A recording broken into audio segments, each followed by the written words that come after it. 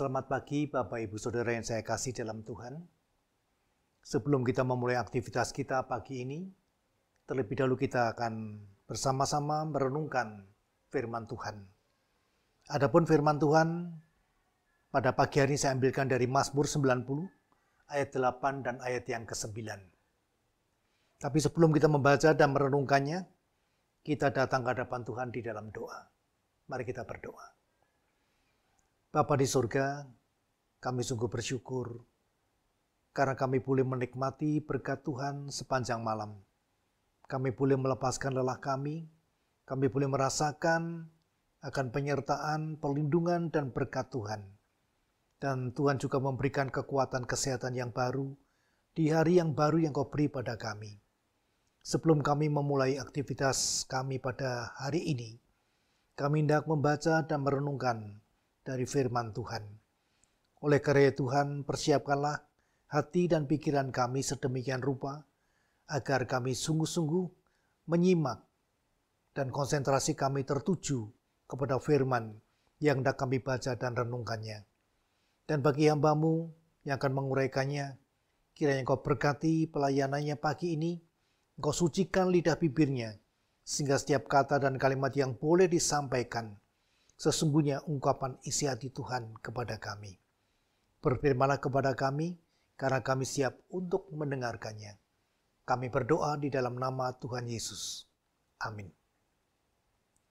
Mazmur 90 ayat 8 dan 9 yang demikian bunyinya. Engkau menaruh kesalahan kami di hadapan-Mu, dan dosa kami yang tersembunyi dalam cahaya wajah-Mu. Sungguh, segala hari kami berlalu karena gemas-Mu. Kami menghabiskan tahun-tahun kami seperti keluh. Bapak Ibu sekalian yang dikasihi Tuhan, Bapak Reformasi gereja kita, Martin Luther mempunyai tabiat yang aneh di dalam berdoa. Ia tidak sanggup mengucapkan doa Bapa kami. Padahal kita tahu doa tersebut diajarkan oleh Tuhan Yesus sendiri kepada murid-muridnya. Bahkan setiap hari Minggu dalam kebaktian, kita tidak pernah luput mengucapkannya. Selain itu, doa Bapa kami mudah dihafalkan oleh setiap orang. Namun mengapa Martin Luther sebagai seorang biarawan dan pada waktu itu menjabat sebagai seorang doktor kitab suci tidak sanggup mengucapkan doa tersebut? Ternyata setiap kali dia mengucapkan kalimat Bapa kami yang ada di surga, segera terbayang wajah ayahnya yang bernama Hans Luther.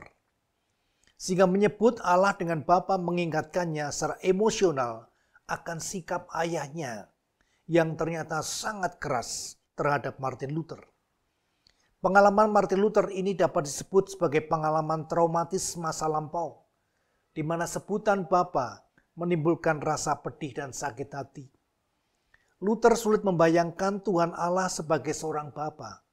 Senantiasa timbul suatu penolakan dari alam bawah sadarnya setiap kali dia mengucapkan doa Bapa kami. Kehidupan umat manusia memang sangat sulit lepas dari pengaruh peristiwa traumatis masa lampau. Skala peristiwa traumatis dapat menjangkau seluruh dunia. Misalnya kita ingat bagaimana peperangan yang melibatkan bangsa-bangsa di dunia, baik dalam Perang Dunia Pertama, Perang Dunia Kedua, Perang Teluk, Perang Vietnam, bahkan yang terakhir Perang Ukraina-Rusia. Mereka yang menjadi korban kekejaman peperangan itu tidak akan mudah melupakan pengalaman pahit bagi pribadinya. Kadang-kadang skalanya bersifat nasional pula bagi suatu negara, seperti misalkan terjadi kudeta dan pemberontakan yang pasti juga akan menimbulkan korban jiwa. Namun yang sering kali terjadi adalah pengalaman traumatis yang bersifat individual. Misalkan seseorang yang putus cinta, trauma dengan kecelakaan, penganiayaan, dan sebagainya. Semua peristiwa traumatis pada prinsipnya membawa dampak tertentu dalam perjalanan hidup bangsa atau kehidupan pribadi seseorang. Bagi bangsa Jepang, peristiwa jatuhnya bom atom di kota Hiroshima dan Nagasaki merupakan trauma yang terpatri secara abadi. Bagi bangsa Indonesia misalkan, yang pernah melihat, mengalaminya, mendengar peristiwa tahun 1965, yaitu peristiwa G30 PKI, menimbulkan asosiasi emosional pada suatu peristiwa hitam yang mengerikan. Demikian pula bagi bangsa Yahudi dalam Perang Dunia Kedua yang tertimpa Holocaust, di mana terjadi pembantaian 6 juta orang Yahudi berbagai tempat, baik di Jerman maupun di negara-negara Eropa lain. Bagi mereka, nama Hitler dan lambang nasisme traumatis yang terukir abadi. Contoh-contoh di atas menunjukkan bahwa setiap bangsa dan insan manusia sebenarnya memiliki simbol-simbol traumatis tertentu yang bisa berupa nama, wajah, nama tempat, lambang-lambang tertentu, benda atau situasi tertentu. Secara psikologis, simbol-simbol traumatis seseorang seakan-akan dibawa kembali secara eksistensial ke dalam kehidupan dan situasi masa lampau yang dihadirkan kembali secara nyata dalam kehidupan dan situasi masa kini. Kita dapat mengerti mengapa seseorang dapat menangis ketakutan atau berubah menjadi geram marah ketika tanpa dikehendaki bertemu dengan simbol-simbol traumatis tertentu. Simbol traumatis juga dapat berupa dosa masa lampau, perbuatan korupsi sehingga di PHK dari pekerjaan, bahkan dijebloskan dalam tahanan yang akan berbekas sedih. Seorang mantan narapidana, setiap kali dia melewati penjara, pasti mengingatkan akan keterbelengguannya di masa lampau. Seorang ayah begitu sulit melepaskan diri dari rasa penyesalan karena ia telah menghabiskan seluruh harta benda, sehingga kini anak istrinya hidup terlunta-lunta. Dalam Mazmur 90 ayat 7-17, kita dapat menjumpai jejak-jejak peristiwa traumatis yang dialami pemazmur pada masa lampau. Oleh karena itu bagi pemazmur, masa lampaunya merupakan masa yang penuh murka dan kegemasan Allah. Masa lampaunya sebagai simbol traumatis yang penuh dengan penderitaan, kesukaran, dan penindasan. Sehingga pada ayat yang ke-10 dia berkata, masa hidup kami 70 tahun, dan jika kami kuat 80 tahun, dan kebanggaannya adalah kesukaran dan penderitaan, sebab berlalunya buru-buru, dan kami melayang lenyap. Ia menyadari dan mengakui secara jujur bahwa semua penderitaannya disebabkan oleh perbuatan dosa dan kesalahannya di hadapan Allah. Seakan-akan kini Allah membentangkan dosanya di hadapannya. Ia berkata pada ayat yang ke-8, Engkau menaruh kesalahan kami di hadapanmu dan dosa yang tersembunyi dalam cahaya wajahmu. Dosa masa lampau sering menjadi penyebab timbulnya peristiwa dan pengalaman traumatis pada masa yang akan datang.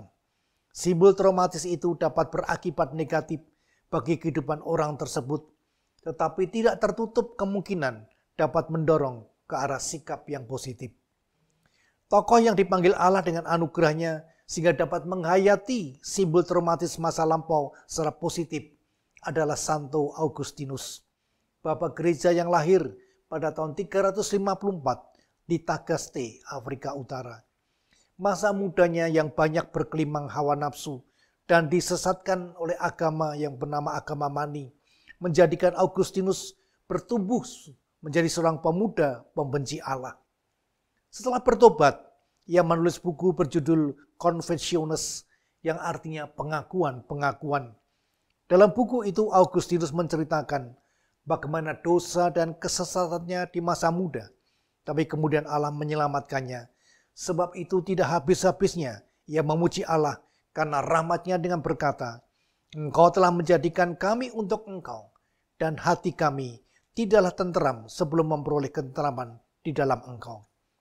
Namun ada kalanya sikap traumatis masa lampau justru berakibat negatif sebab senantiasa dikejar-kejar dosa masa lampaunya. Pengalaman ini dialami oleh pilot pesawat pengebom kota Hiroshima, yaitu yang bernama Claude Ederle pada tanggal 6 Agustus 1945. Sebenarnya bukan dia yang menjatuhkan bom atom. Dia hanya memberikan sinyal atau tanda kepada petugas yang akan menjatuhkan bom atom. Namun ketika Claude Ederle menyaksikan bagaimana dahsyatnya ledakan bom atom itu, timbul perasaan dosa yang hebat. Senjata maut itu menimbulkan panas yang suhunya mencapai 100 derajat Celcius, sehingga terbentuklah awan yang menjulang tinggi berbentuk cendawan raksasa. Hiroshima yang berpenduduk 245.000 jiwa menjadi hamparan bara api raksasa dan lenyap dari permukaan bumi. Korban pertama adalah mereka yang tepat berada di bawah bom saat meledak.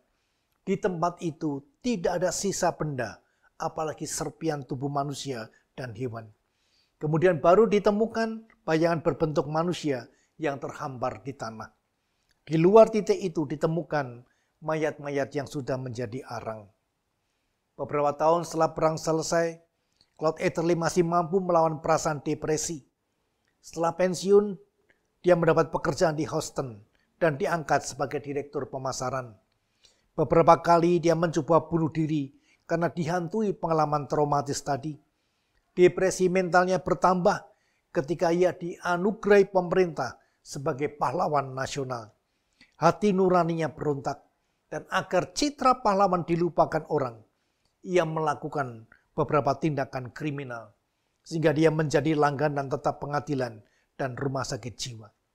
Bertahun-tahun lamanya dia menderita dan dihantui oleh perasaan berdosa, sehingga pada akhir hayatnya dalam usia 59 tahun karena penyakit kanker. Bagaimana seandainya kita mengalami perasaan berdosa seperti yang dialami oleh Claude Ederle? Kita tidak selalu mampu bersikap seperti Santo Augustinus. Justru yang sering terjadi adalah depresi mental seperti yang dialami Claude Ederle. Apakah yang harus kita lakukan sebagai orang beriman? Dalam ayat yang ke-12 memberi jalan keluar kepada kita dengan mengajak kita agar mampu menerima masa lampau secara positif. Firman Tuhan ini mengajak kita agar mau menghitung hari-hari pada masa lampau. Peristiwa masa lampau yang traumatis tidak diingkari atau ditolak. Sebaliknya, diterima secara positif dan rasional. Simbol-simbol traumatis yang telah mengendap di alam bawah sadar justru dibangkitkan secara sadar dan realistis. Sikap bijaksana merupakan sikap yang senantiasa mau menarik hikmah dari kesalahan masa lampau, sehingga menjadikan kehidupan masa kini dilandasi oleh nilai-nilai kearifan. Yang menjadi arif bijaksana sebab sudah ditempa begitu matang oleh peristiwa masa lampau, sehingga bagi orang beriman, masa lampau benar-benar sebagai masa yang telah ditinggalkan jauh di belakang, dan masa kini adalah situasi yang baru yang tercipta, sikap penerimaan diri dan pengampunan dari Allah. Sebab imannya menyadarkan bahwa Allah adalah Tuhan yang penuh anugerah dan rahmat, sehingga ia telah diampuni dari segala dosa dan kesalahannya. Pada masa kini tersedia kebaruan harapan dan situasi, sebagaimana dikatakan pemazmur dalam ayat yang ke-14. Kenyangkanlah kami di waktu pagi dengan kasih setiamu, supaya kami bersorak-sorai dan bersuka cita semasa hari-hari kami. Jika kini masih ada beban hidup yang begitu berat, akibat dari beban dosa masa lampau dan sulit dilepaskan, percayalah akan rahmat dan anugerah Allah yang menyelamatkan. Menyerahkan diri dalam pengakuan dosa yang tulus jujur, lalu bersikap menerima diri sebab percaya bahwa Allah telah mengampuni dan menerima kita dalam rahmat-Nya. Apalagi kita telah memiliki iman di dalam Yesus Kristus.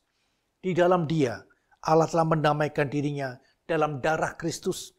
Simbol-simbol traumatis masa lampau kita telah dipatahkan oleh kuasa salib, sehingga di dalam Dia kaki dan tangan kita yang telah lunglai diteguhkan.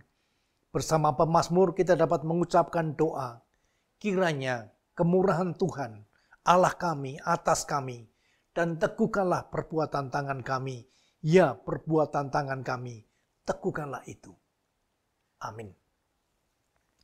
Mari kita berdoa. Bapa di surga, kami mengakui betapa seringkali kami hidup yang penuh dengan dosa dan kesalahan pada masa lampau. Kami seringkali sulit untuk melepaskan beban belenggu.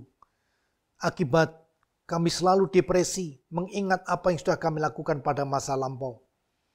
Kami boleh belajar dari tokoh gereja Santo Agustinus.